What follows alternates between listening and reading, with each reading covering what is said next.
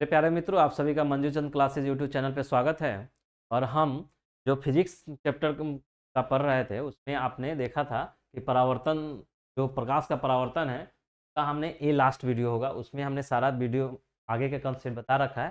दो तीन कंसेप्ट यहाँ पे बचा हुआ है। एक तो साइन कन्वेंशन यानी चिन्ह परिपाटी दर्पण के लिए, उसके बाद दर्पण फार्मूला यानी दर्पण सूत्र, और एक है मैग्निफिकेशन यानी आवर्धन। तीनों चीज को पढ़ लेंगे, उसके बाद ये प्रकाश का परावर्तन आपका थ्योरी समाप्त हो जाएगा। इस थ्योरी के समाप्त होने के बाद तुरंत हम इसका ऑब्जेक्टिव वीडियो भी लाएंगे, और उसके बाद प्रकाश का अपवर्तन और उसका भी ऑब्जेक्टिव। चलिए शुरू करते हैं आज का सेशन। तो आज हमको पढ़ना है,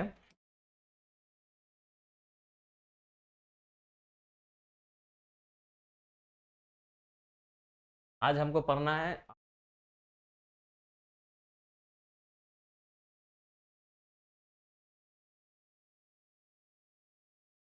चलिए गोलीय दर्पण द्वारा परावर्तन परावर्तन के लिए चिन्ह परिपाटी, साइन कन्वेंशन कन्वेंशन।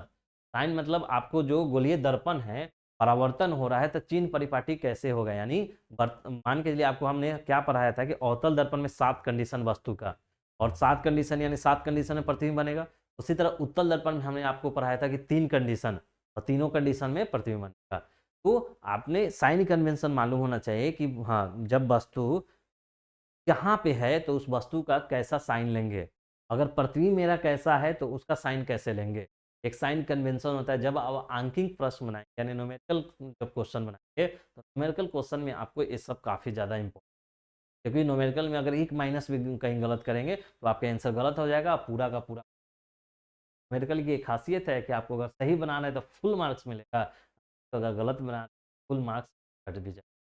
ठीक, तो देखिए, तो गोलीय दर्पणों द्वारा परावर्तन के लिए चिन्ह परिपाटी, कभी कभी आपसे सब्जेक्टिव में भी पूछता है कि गोलीय दर्पणों के लिए चिन्ह परिपाटी की व्याख्या करे, तो उसके लिए भी ये तैयार रहिएगा। गोलीय दर्पणों द्वारा प्रकाश के परावर्तन के समय एक निश्चित चिन्ह परिपाटी का पालन होता है, जिसे कार्तीय चिन्ह परिपाटी कहते हैं। तो ये पूछ देगा, कभी कभी सब्जेक्टिव में लिखना पड़ेगा गोलीय दर्पणों द्वारा परावर्तन के लिए परिपाटी की व्याख्या करें। चिन्ह परिपाटी क्या होता है वो लिखना होगा, तो ये आपको मतलब परिभाषा लिख है। गोलीय दर्पणों द्वारा प्रकाश के परावर्तन के समय, गोलीय दर्पण कौन कौन से हैं? दो, अवतल और उत्तल। परावर्तन के समय एक निश्चित चिन्ह परिपाटी का पालन होता है, जिसे हम कार्तीय चिन्ह परिपाटी कहते हैं। ठीक, उसके बाद देखिए कि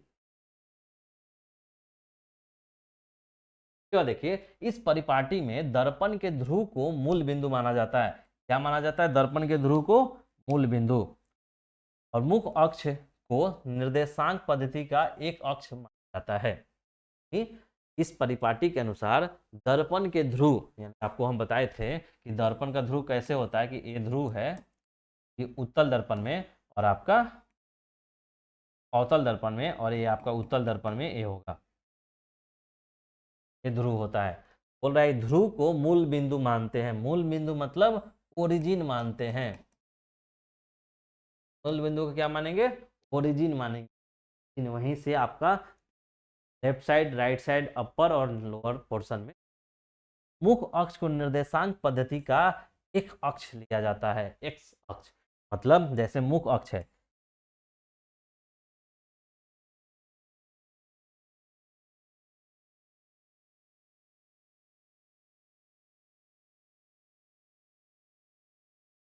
जैसे मुख्य अक्ष मान लीजिए कि आपका ए दिया हुआ है, ए मुख्य अक्ष है आपका, तो मुख्य अक्ष को ही इसको एक्स एक्सिस माना जाता है। जैसे आप निर्देशांक वाला में चैप्टर में पढ़े होंगे कि एक्स एक्सिस, ए एक्स एक्स, ये वाई एक्सिस और ये वाई डैश, ये ओरिजिन होता है, और ये एक्स एक्सिस। यही बोल रहा है कि मुख्य अक्ष जो है उसको एक्स एक्सिस हम। ठीक, देखिए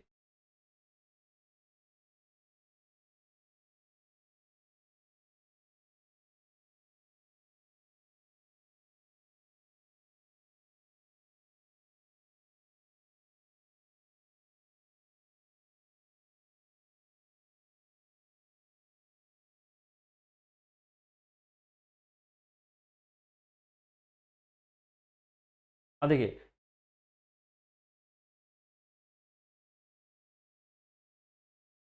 इस परिपाटी के अनुसार, मतलब ये देखिए आप, आपको हमने क्या बताया है कि जो मान लीजिए अवतल दर्पण के थ्रू है और ये मुख अक्ष है, मुख अक्ष को ही हम को क्या मानते हैं, एक्स एक्सिस मान लेते हैं और पी को ओरिजिन मानते हैं। ठीक, और इसको मूल बिंदु और ओरिजिन मानते हैं। बोलिए जब आप पढ़े होंगे जियोमेट्री में कि एक्स एक्सिस है, वाई एक्सिस है, तो ये ओरिजिन है, तो इधर का सारा चीज क्या होता है, पॉजिटिव होता है। इधर का सारा चीज पॉजिटिव होता है, क्योंकि इधर का निगेटिव होगा। और ऊपर के कंडीशन में देखिएगा तो ये पॉजिटिव होगा और इधर नहीं था ना, बस यही आपको यही यहाँ भी यूज है। ये बोला कि आप ध्रुव है, उस ध्रुव को मूल बिंदु मान लीजिए। ये आपका ओरिजिन हो गया, तो ओरिजिन हो गया तो ये आपका इधर एक्स एक्सिस और इधर एक्स, यानी इधर का सारा चीज पॉजिटिव में, इधर का सारा नेगेटिव में, और इसके ऊपर इधर सारा चीज पॉजिटिव में और इसके सारा चीज नेगेटिव में। ठीक है, तो यही बोलना चाह रहा है कि एक्स एक्सिस से आप, जैसे आप ज्यामिति यानी ज्योमेट्री में आप निर्देशांक ज्योमेट्री पढ़े होंगे, कोऑर्डिनेट ज्योमेट्री में आपको यहीं पढ़े होंगे ना, एक्स एक्सिस है, वाई एक्सिस है, जीरो है। ई एक्स एक्सिस इधर जो है सभी पॉजिटिव होता है, पॉजिटिव लाइन है, इधर वाला निगेटिव लाइन है, इधर पॉजिटिव लाइन है और इधर नहीं। तो ये अगर ध्रुव मान लीजिए, अगर पी ध्रुव है तो ध्रुव के इधर वाला सब पॉजिटिव होगा, नीचे में निगेटिव होगा, इधर वाला ऊपर में पॉजिटिव, इधर में, बस यही आपको यहाँ पे कंडीशन अप्लाई करना। तो देखिए क्या है, इस परिपाटी के अनुसार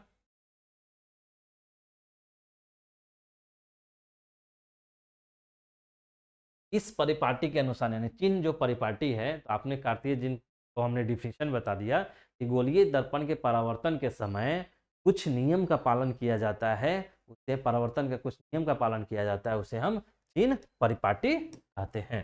ध्यान देखिए, क्योंकि ये आपको डिफिनेशन शुरुआत जब सब्जेक्टिव क्वेश्चन लिखेंगे तो ये आपको लिखना चाहिए। ठीक, गोलीय दर्पण द्वारा प्रकाश के परावर्तन के समय एक निश्चित चिन्ह परिपाटी का पालन होता है, जिसे कार्तीय परिपाटी कहते हैं। इस परिपाटी में दर्पण के ध्रुव को मूल बिंदु माना जाता है और मुख्य अक्ष को निर्देशांक पद्धति का एक अक्ष मान लिया जाता है, एक्स एक्सिस माना जाता है। देखिए परिपाटी के अनुसार क्या होता है, वस्तु को सदैव दर्पण के बाईं ओर रखा जाता है। ऐसा वस्तु जो होगा दर्पण का बाईं ओर होगा। कैसे, देखिए ये आपका अवतल दर्पण था, अवतल दर्पण में क्या था कि इधर ही वस्तु रह रहा था, तो भी 7 कंडीशन था इधर के लिए। जब आपका उत्तल दर्पण भी हो रहा था तो हम भी इधर ही रख रहे थे वस्तु, बाईं ओर ही हमेशा वस्तु को रखा जा रहा है, इधर भी, इधर दाएं इधर बाएं, हमेशा वस्तु को बाएं ओर रखा जा रहा है। यही बोल रहा है कि वस्तु को सदैव दर्पण के बाईं ओर, सभी दूरियां दर्पण के ध्रुव से मापी जाएगी, यानी जो ध्रुव होगा इसी से सभी दूरी को मापा जाएगा। एक हो गया। दूसरा, आपतित प्रकाश की दिशा में मापी गई सभी दूरियां धनात्मक का, इधर इधर देखिए ये P है, F है और C है, बोल रहा है कि P को तो मूल बिंदु मानिए, वस्तु को सभी को बाईं ओर रखा जाता है, तो वस्तु को हमेशा बाईं ओर रखा जाता है। ठीक, वस्तु को बाईं ओर रखा जाता है। सभी दूरियां दर्पण P से मापा जाएगा, यानी सभी दूरियां यहीं से मापा जाएगा, इधर नहीं तो इधर। के बाद कह रहा है आपतित प्रकाश के दिशा में मापी गई सभी दूरियां धनात्मक और आपतित प्रकाश के विपरीत मापी गई ऋणात्मक होती। दर्पण के अक्ष, एक अक्ष के लंबवत ऊपर की ओर मापी गई और दर्पण के एक्स अक्ष के लंबवत नीचे मापी गई वो ऋणात्मक, यानी ई एक्स अक्ष है, यानी मुख्य अक्ष है, इधर होगा जो भी सब पॉजिटिव, इधर जितना भी होगा निगेटिव। ठीक, इधर इधर का सारा निगेटिव, इधर का सारा, यानी P से इधर निगेटिव और P से इधर पॉजिटिव। P को मूल बिंदु माने हैं, तो ये पॉजिटिव एक्स एक्सिस, इधर निगेटिव एक्सिस है, यानी इधर की सभी दूरियां निगेटिव और इधर की सभी दूरियां पॉजिटिव, इधर के ऊपर पॉजिटिव, इसके नीचे। ठीक, वस्तु की दूरी सदैव ऋणात्मक ली जाती है। अब देखिए वस्तु की दूरी सदैव क्यों ऋणात्मक ली, वस्तु की दूरी सदैव ऋणात्मक इसलिए लिया जाता है, वस्तु की दूरी सदैव ऋणात्मक इसलिए लिया जाता है कि देखिए वस्तु कहाँ बोले हैं, हम हमेशा बोले हैं कि वस्तु दर्पण के बाईं ओर रहेगा। वस्तु तो देखिए वस्तु की दूरी सदैव ऋणात्मक ली जाती है क्योंकि वस्तु कहाँ रहेगा, हमेशा आपका वस्तु जो ध्रुव है और ये आपका फोकस है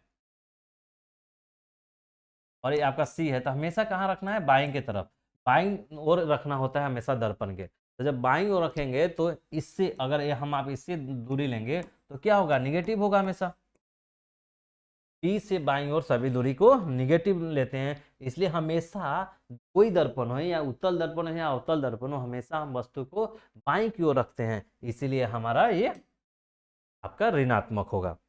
अवतल दर्पण की वक्रता त्रिज्या r तथा फोकस दूरी f, अवतल दर्पण की वक्रता त्रिज्या r तथा फोकस दूरी f हमेशा ऋणात्मक होगा।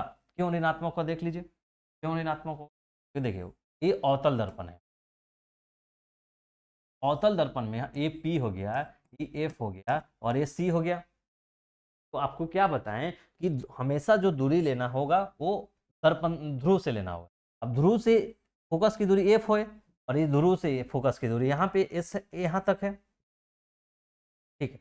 तो आपको क्या बताया गया कि हमेशा जो दूरी लेना है इससे लेना है और आपका आपतित किरण के डायरेक्शन में, जो किरण जिधर से आ रहा है उधर हम पॉजिटिव लेंगे, इधर निगेटिव लेंगे।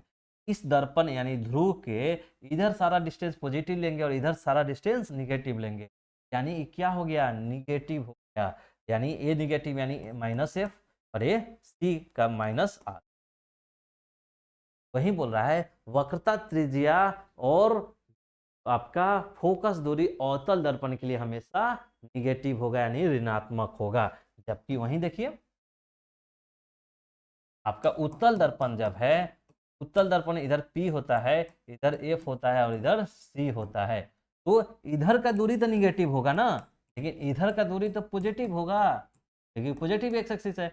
यानी यहाँ से F और यहाँ से R जो होगा हमेशा, यानी उत्तल लेंस उत्तर दर्पण में फोकस दूरी और वक्रता त्रिज्या क्या होगा, आपका धनात्मक होगा। नहीं देखिए लिखा होगा अवतल दर्पण में वक्रता त्रिज्या r तथा फोकस f ऋणात्मक होगा, उत्तल दर्पण में वक्रता त्रिज्या r तथा फोकस दूरी f धनात्मक होगा। ठीक, तो आप हमेशा याद रखिए कि आपको साइन कन्वेंशन में कुछ नहीं ध्यान है, जो भी आपका ये रहेगा दर्पण रहेगा, उत्तल दर्पण है तो कुछ नहीं करना है, बस इसको आपको एक इधर x एक्सिस मानना है, इधर x और इधर y मानना है y। इसको P जो है यहाँ पे ओरिजिन, जो यहाँ पे P है उसका ओरिजिन मान लेना है और इधर डिस्टेंस है तो निगेटिव में, इधर है तो पॉजिटिव में, जब इसके ऊपर है तो पॉजिटिव में, नीचे है तो निगेटिव में, बस यही याद रखना। उत्तल दर्पण में यानी उत्तल दर्पण था तो उत्तल दर्पण क्या है, उत्तल दर्पण है तो इधर F होता है, इधर C होता है, इसलिए इधर है तो पॉजिटिव में। नहीं उत्तल दर्पण रहता ऐसे रहता तो इधर F होता है, इधर C होता है, तो ये दोनों इधर है तो निगेटिव में, नेगेटिव में। ठीक है, ये ध्यान रखिएगा, साइन कन्वेंशन आपका यही था।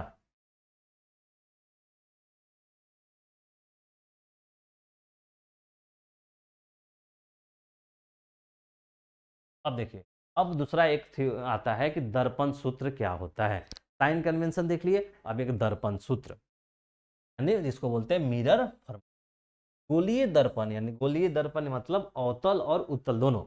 गोलीय दर्पण के लिए वस्तु दूरी u, प्रतिबिंब दूरी भी, हमेशा याद रखिएगा u को वस्तु दूरी बोलते हैं, वस्तु दूरी, वस्तु की दूरी, c को बोलते हैं हमें प्रतिबिंब की दूरी,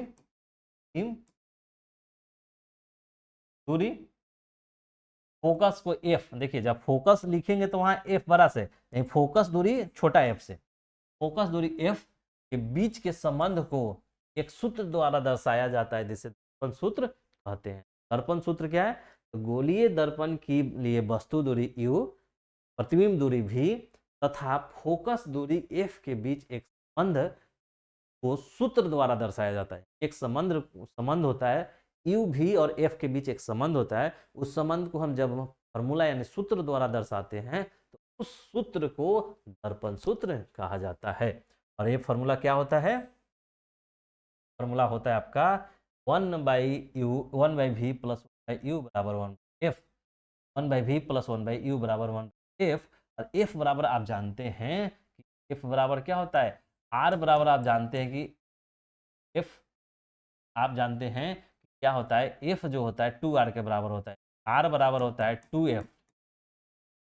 f बराबर क्या हो जाएगा? r/, यानी f बराबर जब हम r/2 रखेंगे यानी r/2 होगा तो 2 ऊपर चला जाएगा तो 2/r। एक फॉर्मूला आपका, जब आपका f दिया हुआ रहेगा, फोकस दूरी दिया हुआ रहेगा तो ए वाला फॉर्मूला लगा लीजिए। जब आपको वक्रता त्रिज्या दिया हुआ रहेगा तो ए वाला, इसके बराबर ये दोनों तो रहेगा ही दोनों, इसके बराबर ए लिखिए। आपका दो हो गया।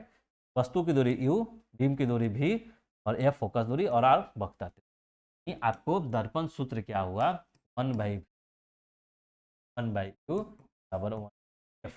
जब आपका प्रतिबिंब की दूरी, वस्तु की दूरी और फोकस दूरी दिया हुआ है, जब आपको प्रतिबिंब की दूरी, वस्तु की दूरी और आपको दिया हुआ रहे वक्रता त्रिज्या दिया हुआ रहेगा तो r, f जो होता है f बराबर r/2 होता है। तो r और 2 है तो दो फार्मूला। अब ये दो फार्मूला हुआ तो दोनों फार्मूला का प्रूफ पूछा जाता है। आपको प्रूफ पे ध्यान रखना होगा। 5 से 6 नंबर में दीर्घ उत्तरीय में क्वेश्चन आता है, ये आपको इंपॉर्टेंट है। तो ये दर्पण सूत्र जो है एक बार आपको प्रूफ करना होगा अवतल दर्पण के केस लिए और एक को करना होगा उत्तल। तो हम आपको अवतल दर्पण के केस के लिए करके बताते हैं, आप उत्तल दर्पण के लिए कर लीजिएगा या नहीं। और सब्जेक्टिव क्वेश्चन बताएंगे तो वहाँ बता देंगे। ठीक, देखिए अवतल दर्पण में 1/v प्लस 1/u बराबर 1/f सत्यापित करें। अब कई तरीके से पूछता है, साबित करें, प्रूफ करें, ये सब क्या रिलेशन बताए, संबंध बताए। तो देखिए इसमें क्या करेंगे जब अवतल दर्पण में, एक तो पहले आपको डायग्राम बनाना है। देखिए ये अवतल दर्पण हम ले लिए, M1 और M2 अवतल दर्पण है, जहां P उसका ध्रुव है, F क्या है? फोकस, और C क्या है? वक्रता। अब देखिए जब हमको उस संबंध बताना है, हमको संबंध क्या बताना है? V में, U में और F में। हमारा V U F आना चाहिए। तो हम एक ये स्थिति, वस्तु की स्थिति लगाएंगे और उसका प्रतिबिंब देखेंगे कहाँ बन रहा है। ठीक है, अब देखिए वस्तु की स्थिति हमने मान लिया कि C और अनंत के बीच है। ये सी, देखिए ये वस्तु हमारा ए बी वस्तु माने, हम कहाँ माने? सी के बाहर माने, यानी सी और अनंत। इधर क्या होता है? अनंत, इधर अनंत होता है तो अनंत पे भी नहीं है, सी और अनंत के बीच है। वस्तु को हम सी और अनंत के बीच, जब वस्तु सी और अनंत के बीच होगा तो उसका फोकस, उसका प्रतिबिंब कहाँ बनेगा? आपको बताए थे कि सी और अनंत के बीच है तो अनंत है तो एफ पे, या सी है तो सी पे, यानी एफ और सी, एफ और सी, एफ और सी बन रहा है यहाँ पे प्रतिबिंब। फिर हम आपको बताए थे कि जब कोई वस्तु है तो उसका प्रतिबिंब बनाने के लिए हमको क्या चाहिए? दो किरण आरेख चाहिए। दो किरण आरेख, एक किरण आरेख तो हम मुख्य अक्ष के समांतर ले लेते हैं, दूसरा वक्रता केंद्र से क्रॉस कराते हैं। तो देखिए वहां, यहाँ भी वही किए हैं। एक आपको किरण आरेख मुख्य अक्ष ये है, उसके समानांतर लिए, समानांतर लिए तो परावर्तन होगा तो कहाँ जाएगा? मुख्य अक्ष के समानांतर किरण परावर्तन के पश्चात वो फोकस से गुजरा। देखिए मुख्य अक्ष के समानांतर है, परावर्तन हुआ, फोकस से गुजरा, फोकस यहाँ पे, फोकस से गुजरा। ठीक, दूसरा किरण लिए कि वो आपका किरण ले रहे हैं,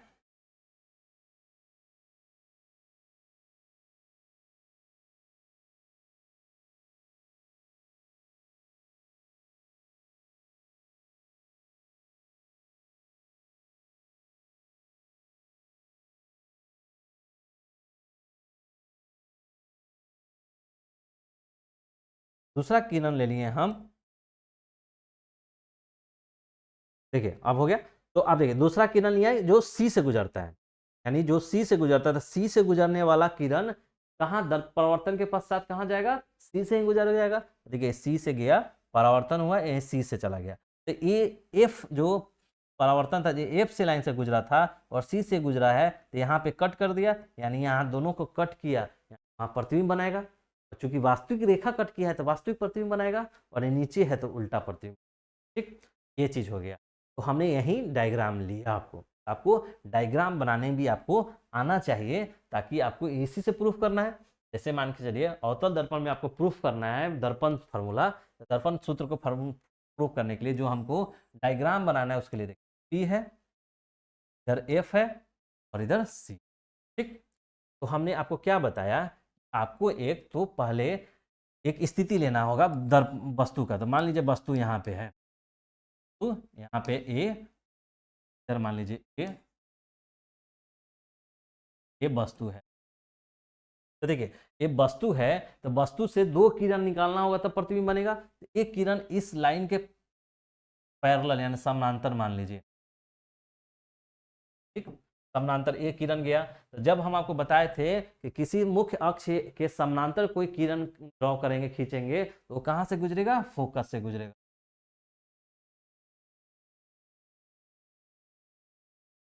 ये फोकस से गुजर गया। ठीक, अब देखिए जब फोकस से गुजरेगा तो एक और किरण आरेख चाहिए। तो देखिए अब ये हमारा वस्तु है, इसी से किरण आरेख हमको खींचना है। किरण आरेख खींचने के लिए क्या करेंगे, यहाँ पे सी से एगो खींच ड्रॉ कर देंगे। देखिए एक सी से ड्रॉ कर देंगे। ठीक, देखिए ए सी से ड्रॉ करेंगे तो यहाँ पे मान लीजिए सी से, तो सी से गया तो क्या होगा, सी से वापस आ जाएगा। तो वापस आएगा तो क्या देख रहे हैं, यहाँ पे आपका प्रतिबिंब ए डैश बी डैश है, तो ए डी मान लीजिए, ए बी है, डी ई हो गया। यही आपका डायग्राम बनाना है। अब देखिए इस डायग्राम बना लिए तो आपको सोचना चाहिए कि देखिए हमको संबंध क्या इसमें बताना है, ही 1/u आवरण 1/f। u भी f हमको इस डायग्राम में खोजना होगा। तो देखिए u कहाँ है, u कहाँ होता है, u जो वस्तु का दूरी है वो, यानी यहाँ से यहाँ तक है, ये u है। f कहाँ है, यहाँ पे, ये f है। और f क्या है, यहाँ से, यानी हमको क्या देख रहे हैं कि हमको इतना इतना और इतना, यानी यहाँ तक में हमको दूरी के बारे में संबंध निकालना है। संबंध जब दूरी के बारे में निकालना है तो आपको यहाँ पे क्या देख रहे हैं कि कुछ त्रिभुज बन रहा है। कौन कौन त्रिभुज बन रहा है, तो देखिए एक तो एक त्रिभुज ए बन रहा है, एक यहाँ पे बन रहा है, दो यहाँ बन रहा है, तीन यहाँ बन रहा है, चार त्रिभुज बन रहा है। इसी चार त्रिभुज में ये सब आ जा रहा है। देखिए इस त्रिभुज में इतना दूर आ जा रहा है, ई वाले त्रिभुज में इतना आ रहा है, और ई वाले त्रिभुज में इतना आ रहा है। यानी हमारा यू भी आ गया, भी आ गया और एफ भी आ गया। चारों त्रिभुज में हमको संबंध निकालना होगा। और संबंध कैसे निकालेंगे, सिमिलर ट्रायंगल यानी समरूप त्रिभुज प्रूफ कर देंगे। इसको और इसको समरूप त्रिभुज प्रूफ करेंगे, इसको और इसको समरूप त्रिभुज सिमिलर ट्रायंगल प्रूफ करेंगे। अब देखिए इसको और इसको, एक और दो को हमको, एक और दो को हमको समरूप त्रिभुज प्रूफ करना है। तो क्या करेंगे, समरूप त्रिभुज में ही देखेंगे एक और एक, ये एंगल और एक एंगल, यानी एक कोण सम्मुख कोण है, दोनों बराबर हो गया। और एक यहाँ भी 90 है और यहाँ भी 90 है, दो कोण सिमिलर हो गया, यानी दो कोण बराबर है। तो त्रिभुज क्या होता है, सिमिलर सिमिलर ट्रायंगल यानी समरूप त्रिभुज होगा। जब समरूप त्रिभुज होगा तो इसका जो भुजा का और इसका भुजा का जो माप होगा वो उसका रेशियो और इस भुजा का इस भुजा का बराबर होगा। इसी तरह इसमें देखेंगे तो इसमें भी क्या है, ए और ए आपका सम्मुख कोण है, और यहाँ भी आपका 90, मानिए इसको ड्रॉ कर लीजिए। यहाँ मान लीजिए कि ये एम था, वो पी के काफी करीब है, तो ये 90 और यहाँ भी 90, तो दो कोण यहाँ भी बराबर, तो दो कोण बराबर यानी वो दोनों त्रिभुज समरूप त्रिभुज, और समरूप त्रिभुज तो दोनों के भुजा का रेशियो बराबर होगा। तो दोनों का भुजा का रेशियो निकाल लेंगे तो हम फिर यू भी और एफ मान लेंगे, अवतल दर्पण में ऐसा होता है, प्रूफ कर लेंगे। देखिए वही हमने ए मान, ठीक, कुछ लिखना होगा, प्रूफ कर रहे हैं तो हमने एक बार माना, हमने क्या लिखेंगे, एक अवतल दर्पण M1 M2 लिया जिसका ध्रुव P है, वक्रता केंद्र C है, फोकस F। कोई वस्तु AB को वक्रता केंद्र और अनंत के बीच, कोई वस्तु AB को वक्रता केंद्र और अनंत के बीच रखते हैं जिसका वास्तविक प्रतिबिंब वक्रता केंद्र और फोकस के बीच DE बनता है, D और E बनता है। इतना हमने लिख दिया, एगो फिगर बना। हमने ये रटना नहीं है, अब आप देख के लिख सकते हैं, थोड़ा ऊपर नीचे होगा क्या होगा, हम लिख देंगे माना या हमने एक अवतल दर्पण M1 M2 लिया जिसका ध्रुव P, फोकस F, वक्रता केंद्र C है। ठीक, उसके बाद लिखा कि हमने एक वस्तु AB लिया जो C और अनंत के बीच है, उसका प्रतिबिंब C और F के बीच में वास्तविक उल्टा बना। इतना लिखने के बाद अब क्या करेंगे, इस ट्रिंगल जो एक माने थे हम, 1 2 को सर्वांग सिमिलर बोलेंगे और 3 और 4 को सिमिलर ट्रिंगल यानी समरूप त्रिभुज करने की कोशिश करेंगे। अब देखिए समरूप, देखिए BAC और DEC यानी BEC और DEC, देखिए DEC और ABC हमने ये त्रिभुज लिया ABC, तो देखिए एक 90 और A 90 और एक दोनों सम्मुख कोण, यही दोनों कोण लिखेंगे और उसको बोलेंगे कि वो समरूप हुआ। तो देखिए एंगल B और D 90 डिग्री है और एंगल BCA बराबर एंगल DCA एक सम्मुख कोण है। अगर ये दोनों कोण बराबर है इसीलिए त्रिभुज BAC समरूप हुआ, समरूप त्रिभुज क्या हुआ, समरूप त्रिभुज हुआ।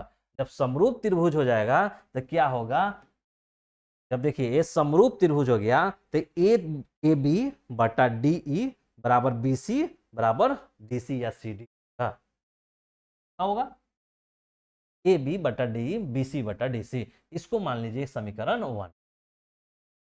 अब देखिए, अब ये तो मान लिए, अब देखिए दूसरा ट्रायंगल पकड़िए, अब ए वाला DEF और MNF, इसमें हमने इस पे परपेंडिकुलर डाला है तो E90 है और हम मान लेंगे आगे कि जो n है वो काफी क्लोज है P का, यानी द्वारा काफी छोटा होगा जब ये अवतल दर्पण का, तो n और P लगभग बराबर होगा। तो देखिए यहाँ भी 90, यहाँ भी 90 और एक सम्मुख कोण से, यानी DEF और MNF ये दोनों सिमिलर यानी समरूप त्रिभुज हो गया। तो वहां भी देखिए 90 डिग्री और ये आपका सम्मुख कोण, ये क्या हो गया, दोनों दोनों सिमिलर ट्रायंगल हो गया यानी समरूप हो गया, समरूप त्रिभुज हुआ, समरूप त्रिभुज हो। तो जब समरूप त्रिभुज हो जाएगा तो इसमें वही रेशियो निकालेंगे, इसमें भी रेशियो DE बटा MN और DF बराबर NF लिखेंगे, यहाँ पे वही लिखे हुए 20, हाँ यहाँ पे NM बटा DE NF बाई FD।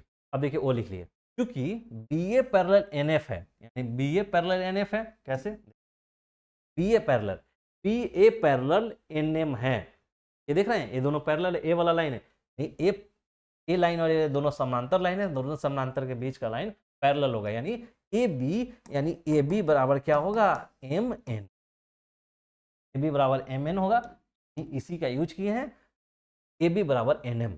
जब AB बराबर NM होगा तो यही वाला जो होगा, देखिए NM के जगह AB बराबर NM, देखिए ना NM TE और NF FD, हाँ देखिए ठीक है, BA पैरेलल NM तो AB बराबर NM और DC अतः NF तो ठीक है, FD ठीक है, NM है यहाँ पे, तो NM है, देखिए NM के जगह क्या लिखेंगे, AB, यहाँ AB लिखेंगे बता DE बट्टा DE और MN बराबर MP। यहाँ पे रुक, 1 मिनट में बता दे रहा हूँ, यहाँ पे जब अगर वो लिए हैं पैरेलल लिए हैं AB बराबर NM, तो मेरा हो जा रहा है DC AB बाई DE। हाँ यहाँ देखिए, यहाँ थोड़ा सा एरर हो गया है, क्योंकि देखिए AB जब लिए हैं, AB जब लिए हैं तो आपका ये होगा AB, यहाँ पे AB होगा ना, देखिए जैसे NM है तो NM की जगह क्या लिख देंगे, AB बटा DE बराबर NF बटा FD, ये होगा ठीक। अब क्या लेंगे, समीकरण 1 और 2 से, यानी अब लेंगे माना दर्पण का द्वारक बहुत छोटा होगा, दर्पण का द्वारक बहुत छोटा होगा तो क्या होगा, MN बराबर MP हो जाएगा,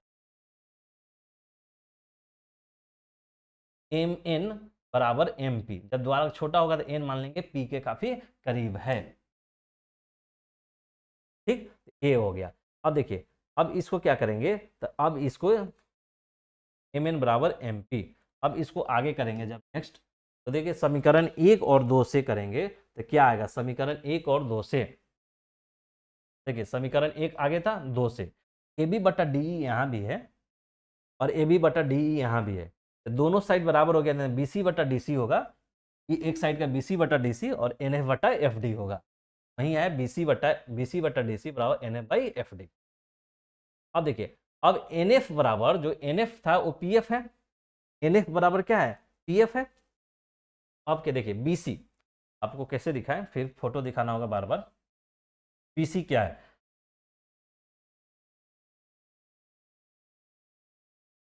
अब देखिए बी सी क्या है, अब देखिए एक बार ही हम दिखा देते हैं। देखिए BC अगर है तो BC को क्या लिख सकते हैं हम, P और B। देखिए हमने यू भी और एफ लाना है, तो देखिए BC हमारे पास है, तो हम P से C मानते हैं क्या है, यहाँ से यहाँ तक का वक्ता त्रिज्या R होता है, तो हमको तो ये तो मालूम है R, ठीक है। अगर हम BC निकालना है तो PB में से हम CP घटा देंगे, तो यानी यहाँ से यहाँ घटा देंगे तो ये निकलेगा, तो BC की जगह हम ये लिख देंगे। हमको ए पी एफ मालूम रहता है एफ, तो इसको हम कुछ नहीं बदलेंगे, लेकिन अगर हमको पी डी लिखना है, कहीं लिखा हुआ है, तो हम क्या करेंगे, पी डी में से पी एफ घटा देंगे, हमारा ए निकल जाएगा। ठीक है, तो ऐसा ही हमने लिखकर आया, तो हमें आया नेक्स्ट में, ठीक है, बी सी बराबर लिखा हमने P B minus P C, D C बराबर लिखा P C minus P D, और एन एफ बराबर पी एफ लिख दिया, एफ डी बराबर P D minus P F. यानी उस जब ए में देखिएगा आप जो डायग्राम है उसमें ये सब चीज आपको क्लियर दिखेगा। अब अवतल दर्पण के लिए, अब अवतल दर्पण के लिए आपको क्या बताए थे, ये P है, इस F है और ये C है। अवतल दर्पण के लिए PF क्या होता है, PF यानी फोकस दूरी हमेशा क्या होगा, निगेटिव होगा, तो देखिए निगेटिव माइनस है। PB क्या है, ये PB आपका वस्तु दूरी है, यहाँ पे था A और B, PB क्या होगा U, तो माइनस U। PD क्या है, प्रतिबिंब की दूरी है, तो माइनस बी, और पीसी क्या है, माइनस आर, यानी पीसी यहाँ पी क्या है माइनस, ये सारा इधर का दूरी है, मूल बिंदु यानी पी से ध्रुव से इधर की दूरी है, तो सारा माइनस, तो ये माइनस रख दिया।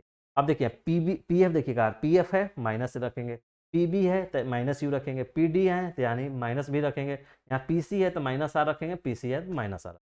ये सब चीज़ों को रखने के बाद ठीक है, माइनस यू माइनस आर सब रखें हमने, फिर माइनस को प्लस किया, फिर आर बराबर देखिए, आर बराबर 2f होता है, क्या आपको मालूम है, एफ बराबर क्या होता है, r/2 होता है, आर बराबर 2f हो गया। अब आर की जगह 2f डाल दिए तो u प्लस 2f, 2f बटा भी अब बराबर माइनस भी बाई यू। अब देखिए, अब इसके आगे क्या करेंगे, अब इसके आगे क्रॉस मल्टीप्लीकेशन करेंगे, तो देखिए भी यू माइनस भी यू प्लस, इसको करेंगे तो 2f² बराबर, इसको करेंगे तो माइनस माइनस प्लस हो जाएगा 2f², इधर करेंगे तो 2f² और माइनस एफ। अब देखिए ठीक है ना, माइनस भी यू 2f² बराबर minus 2f minus minus plus 2f² minus B. अब देखिए ये 2v² और ये v² कैंसिल हो गया, रद्द कैसे,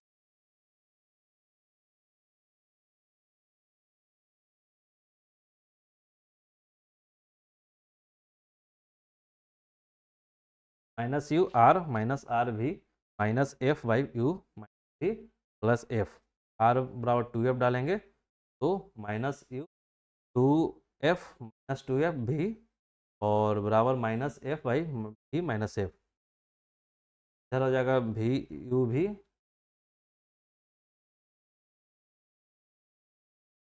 सॉरी यहाँ यहाँ गलती कर दी, एक ही से क्यों करें, दो है ना।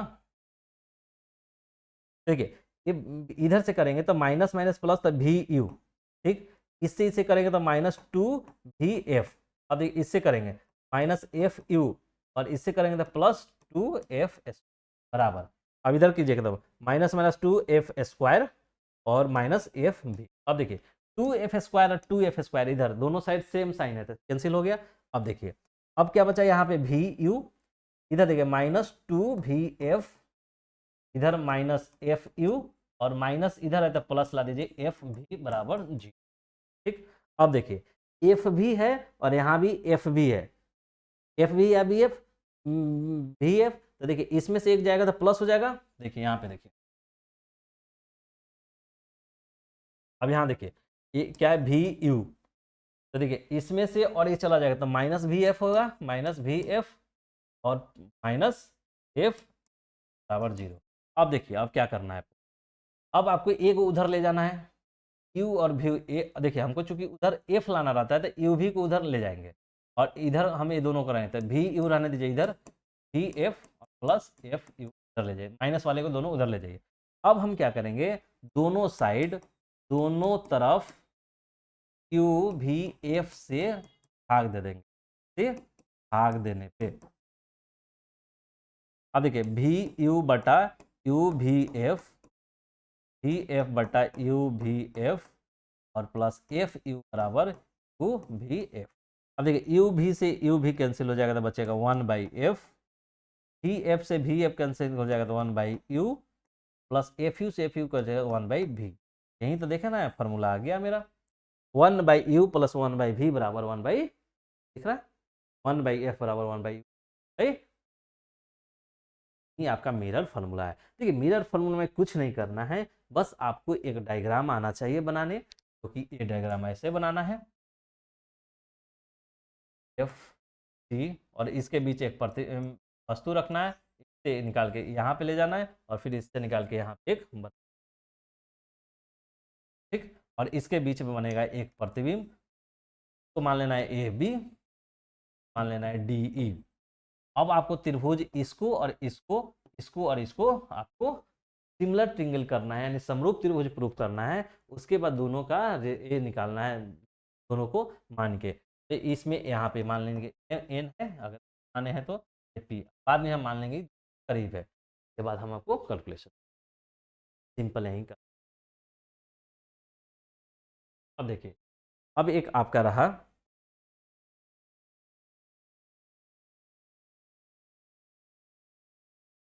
देखिए अब नेक्स्ट कॉन्सेप्ट है आपका आवर्धन। आपने अभी देख लिया,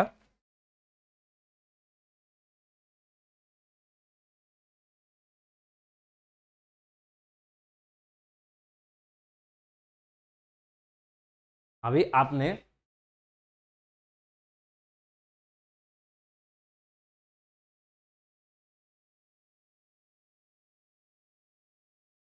आवर्धन के बाद अभी आपने इसके पहले दर्पण सूत्र देखा, तो दर्पण सूत्र के बाद एक आवर्धन है। तो देखिए आवर्धन क्या होता है, मैग्निफिकेशन इसको बोलते हैं, प्रतिबिंब की ऊंचाई और वस्तु की ऊंचाई के अनुपात को आवर्धन बोलते हैं। यानी आवर्धन क्या है आपका, आवर्धन को एम से सूचित किया जाता है, ठीक, तथा इसे रेखीय आवर्धन यानी लीनियर मैग्निफिकेशन भी कहा जाता है।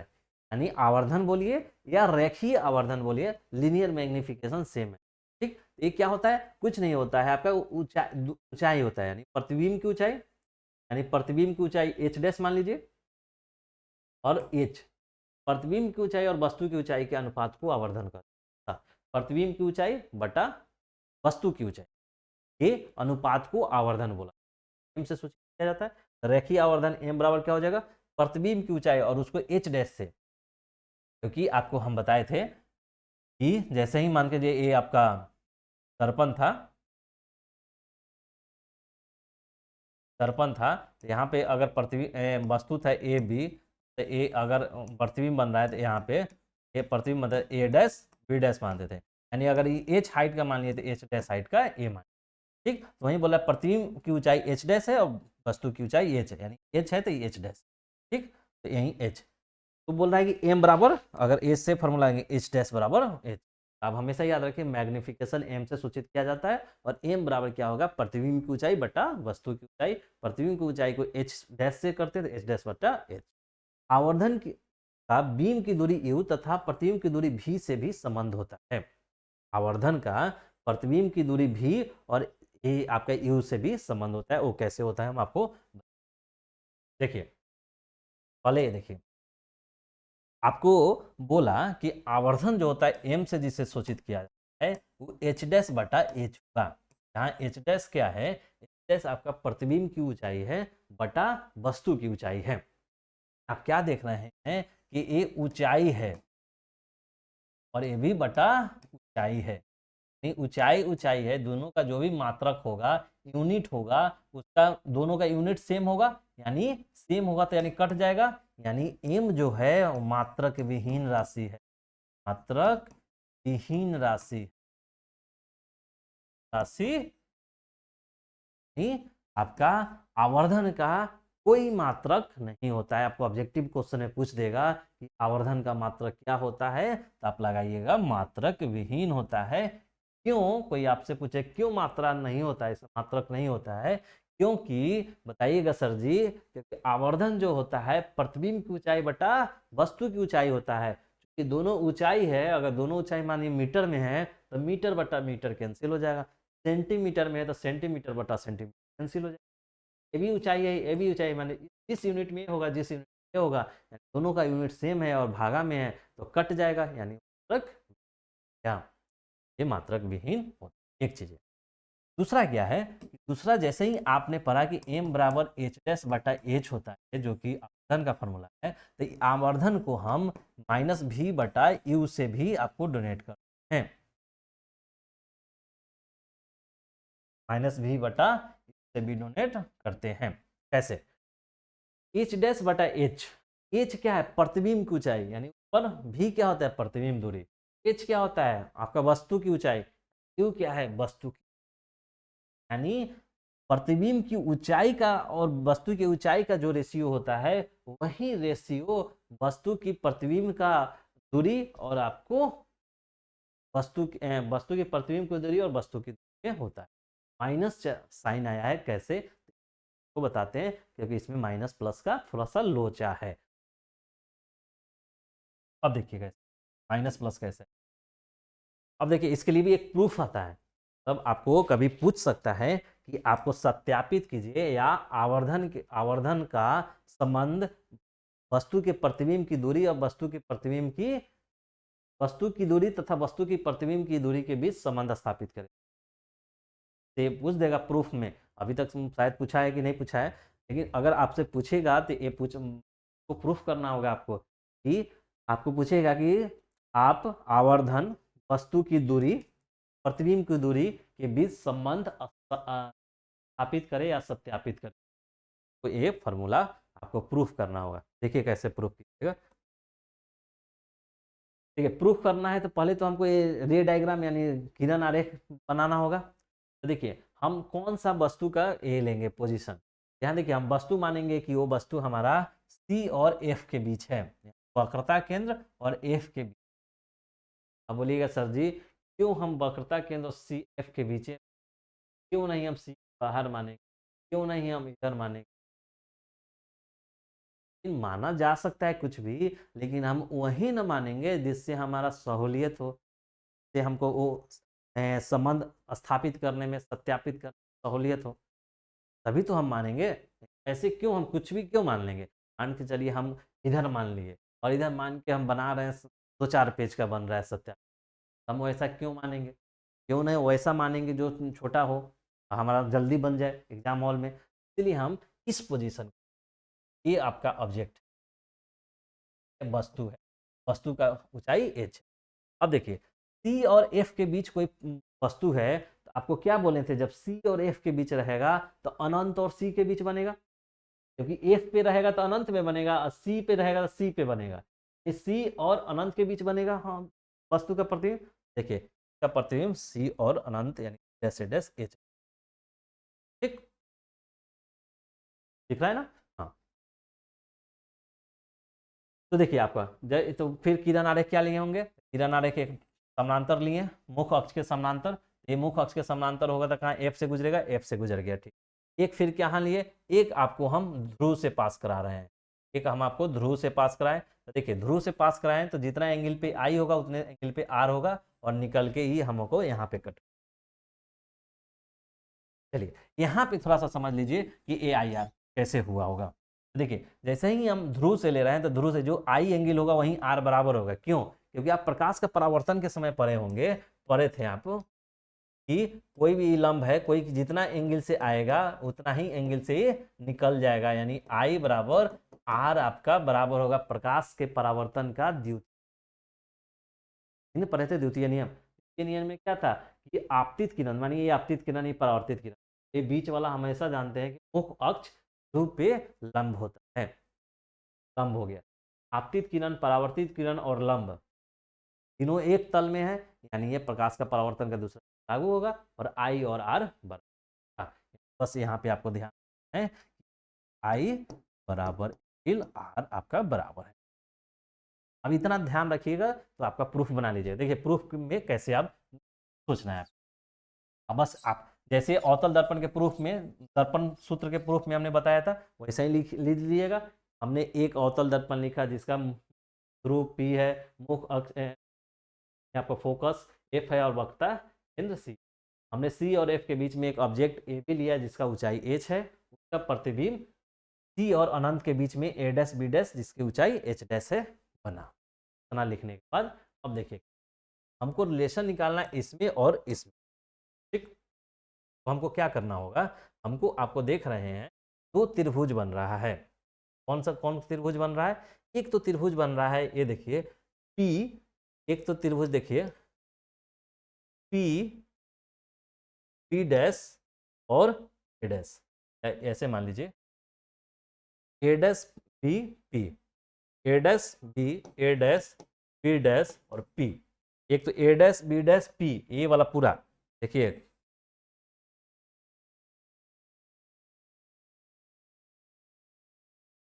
ए, ये वाला, ये वाला पूरा है ना, ए डैश बी डैश। एक तो त्रिभुज ए बन रहा है। दूसरा त्रिभुज देखिए कि एक त्रिभुज ए बन रहा है, बन रहा है। कौन सा त्रिभुज है? त्रिभुज ए बी और पी। अब बोलिएगा सर जी त्रिभुज तो ये भी बन रहा है, हम ऐसा क्यों नहीं लिए? तो देखिए फिर वही सहूलियत की बात है, हमको क्या प्रूफ करना है ये ध्यान में है ना। हमको प्रूफ क्या करना है कि हमको एच और एच डैश में रिलेशन लाना है, उसके बाद प्रतिबिंब दूरी, और हमको रिलेशन यही लाना है ना, एम बराबर एच डैश बटा एच होता है और माइनस भी बाई यू प्रूफ करना है हमको। तो हमको भी और ही लेना है। भी यू कहाँ है? तो देखिए यहाँ से यहाँ तक भी होगा, यही ना प्रतिबिंब दूरी है भी, और यू क्या होगा? यहाँ से यहाँ यू होगा, तो हमको वही ना त्रिभुज लेंगे जहाँ पे दोनों हो जाए। ई वाला त्रिभुज में लेंगे तो ये हमारा ए वाला कवर हो गया, और ये छोटा वाला लेंगे तो ये वाला लेंगे। के बाद देखेंगे कि क्या ये दोनों त्रिभुज आपका सिमिलर है, समरूप है कि नहीं। वो समरूप प्रूफ करेंगे। तो क्या करेंगे? समरूप प्रूफ करेंगे। तो कैसे? देखिए एक 90 है, एक यहाँ भी 90, और अभी ना आपको बताएं कि एंगल आई बराबर एंगल आर है। एक कोण और एक, इस त्रिभुज का एक कोण और इस त्रिभुज का एक कोण दोनों सिमिलर हो गया। सिमिलर जब हो जाएगा, सिमिलर हो जाएगा तो क्या होगा? तो आप रेशियो निकालिएगा। रेशियो क्या होगा? ये रेशियो क्या होगा? जैसे रेशियो होगा ए डैश, ये होगा आपका ए डैश बी डैश बटा ए बी बराबर, माने दोनों त्रिभुज सिमिलर है, A dash B dash A B बटा का लिए हैं तो आप लीजिए पी बी डैश बटा पी। नहीं होगा ना, जब आपका दोनों त्रिभुज सिमिलर हो गया तो, सिमिलर हो गया तो यही होगा, इसलिए लिख के लिखिएगा। अब देखिए ए डैश बी डैश क्या है? ए डैश बी डैश क्या है? ए डैश बी डैश आपका एच है, एच।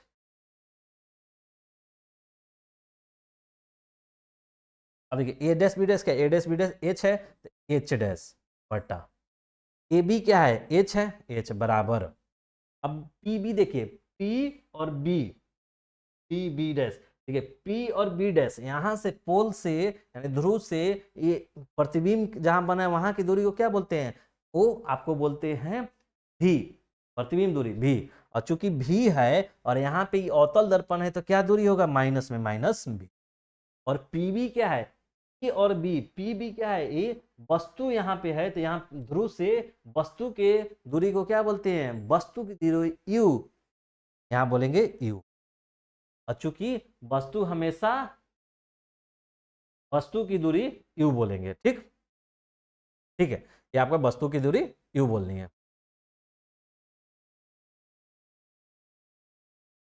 अब देखिए क्या हो गया, अभी आपका माइनस भी बटा यू हो गया। आप देखिए, तो यही ना एच डैश बटा एच बराबर माइनस वी बटा यू आ गया, तो मेरा एक रिलेशन आ गया। तो हम नहीं लिख सकते हैं कि आवर्धन बराबर एच डैश बटा एच और एच डैश बटा एच क्या है, माइनस वी बटा यू वाला फॉर्मूला हो गया, रिलेशन निकल गया हमारा। इसलिए इसको समरूप त्रिभुज यहां भी करना था। ठीक है,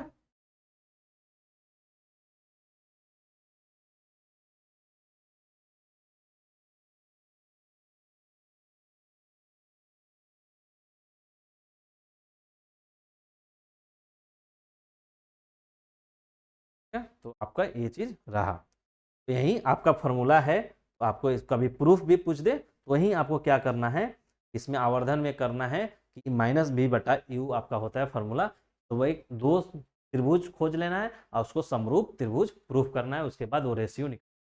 ठीक, ये वाला आपका हो गया।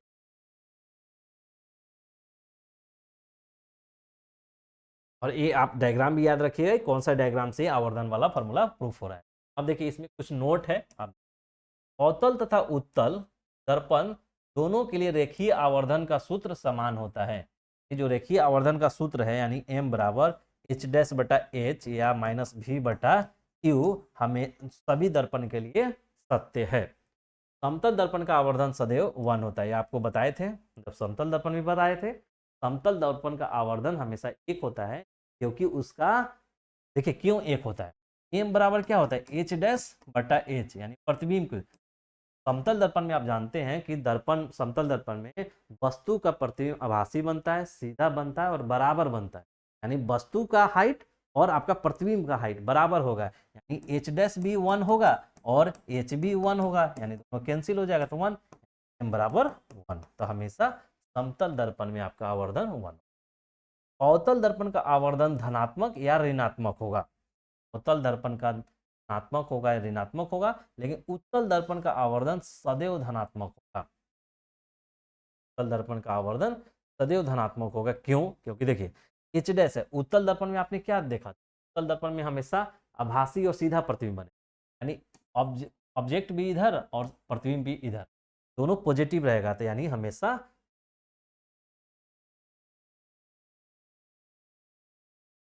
उत्तल दर्पण में, आपको उत्तल दर्पण में ऐसा ही था ना, जो भी बनेगा प्रतिबिंब होगा इधर बनेगा, यानी ऐसे बनेगा, सीधा बनेगा, यानी एच भी इधर और एच डैश भी इधर, दोनों ऊपर ऊपर, तो यानी पॉजिटिव, दोनों पॉजिटिव, यानी ये भी पॉजिटिव ये भी पॉजिटिव, यानी हमेशा देगा पॉजिटिव वैल्यू। वही बोल रहा है कि उत्तल दर्पण का आवर्धन सदैव धनात्मक होगा, जबकि इसका अवतल दर्पण में धनात्मक और ऋणात्मक दोनों हो सकता है। क्यों? क्योंकि क्योंकि देखिए उत्तल दर्पण में कई बार इमेज आपका, उत्तल दर्पण में कई बार इमेज तो एक बार इधर है तो यहाँ बन रहा है तो सीधा बन रहा है, नहीं तो कई बार आपको नीचे बन रहा है, नीचे बन रहा है तो हमेशा क्या उल्टा बन रहा है। तो देखिए ई एच डैश और इधर मानिए ई एच है, एच तो पॉजिटिव होगा लेकिन ए निगेटिव होगा। हो सकता है इस केस में देखिए एच भी पॉजिटिव और इधर इधर एच डैश भी पॉजिटिव, तो कभी पॉजिटिव हो सकता है कभी निगेटिव हो सकता है। इसलिए आपका अवतल दर्पण का आवर्धन और ऋणात्मक दोनों। अब देखिए, अब आपका ऑब्जेक्टिव में सब पॉइंट बहुत इंपॉर्टेंट है और आपका काम आएगा। ऑब्जेक्टिव के कभी उससे इस सबको थोड़ा सा गौर से देखिए और कंफ्यूजन दूर कीजिए।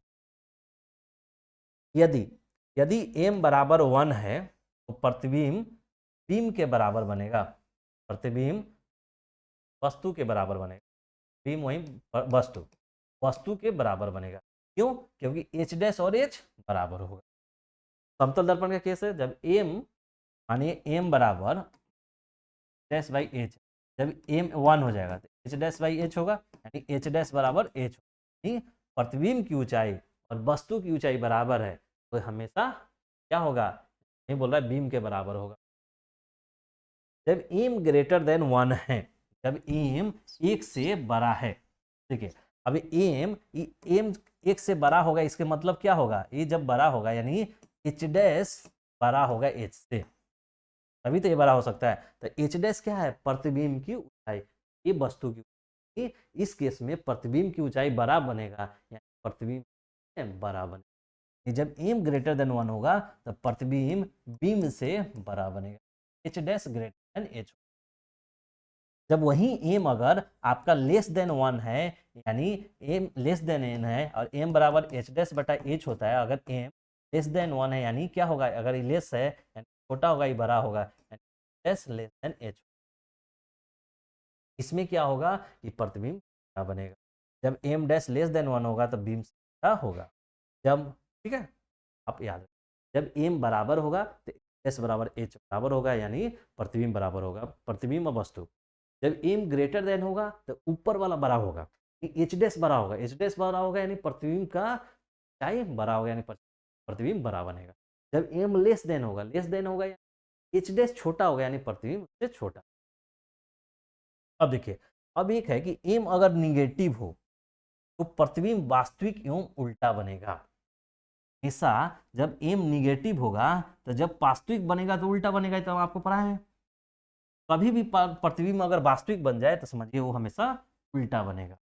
और जब ये निगेटिव है यानी एम बराबर एच डैश बटा एच है, और एच डैश एच, देखिए एच क्या होता है कि वस्तु की ऊंचाई, और वस्तु का आपको क्या जानते हैं कि हमेशा ऊपर रहेगा वस्तु, तो एच हमेशा पॉजिटिव रहेगा। हाँ, अवतल दर्पण में क्या हो सकता है कि कभी कभी नीचे भी इमेज बनता है तो एच डैश होगा, ये निगेटिव भी हो सकता है, और कभी कभी ऊपर भी बनता है तो एच डैश पॉजिटिव भी हो सकता है। तो यानी निगेटिव के केस में हमेशा प्रतिबिंब वास्तविक और उल्टा बनेगा, तो इधर बनेगा तो उल्टा, और इधर बनता है तो, जबकि एम पॉजिटिव होगा तो प्रतिबिंब आपको ये सब ऑब्जेक्टिव में क्वेश्चन पूछा जाता है।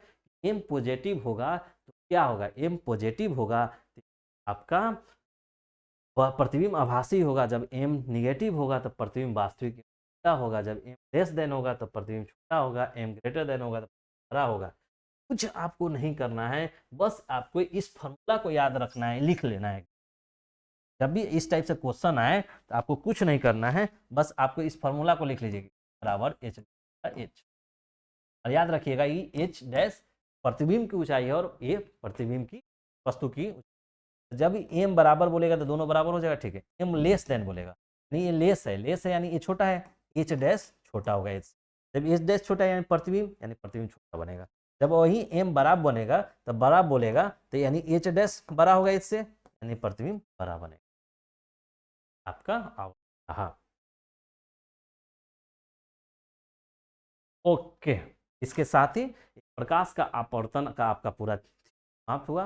लगभग 5-6 वीडियो है, काफ़ी डिटेल से और काफ़ी स्लो आराम से धीरे धीरे बताया गया ताकि आप समझ पाए। बहुत बड़ा चैप्टर है और इससे काफ़ी अच्छा खासा क्वेश्चन पूछा जाता है। तो ये सारे क्वेश्चन रहा, आपको बता दिया गया थ्योरी। इसके बाद उसका जो भी वीडियो प्रकाश का अपवर्तन से आएगा उसमें भी 4-5 वीडियो होगा, काफ़ी धीरे आराम से आपको समझ। इससे रिलेटेड ऑब्जेक्टिव क्वेश्चन और इससे रिलेटेड आंकिक प्रश्न, कुछ फ्रेंड ने बोला है कि आंकिक प्रश्न के बारे में बताइए, न्यूमेरिकल जो क्वेश्चन वो बता दीजिएगा, ताकि उसमें और साइन कन्वेंशन को थोड़ा ध्यान रखा जाता है, तो इससे रिलेटेड एक आंकिक like. Thank you for watching. अगर आपको अच्छा लग रहा होगा तो प्लीज लाइक करें, शेयर करें, सब्सक्राइब बताएं।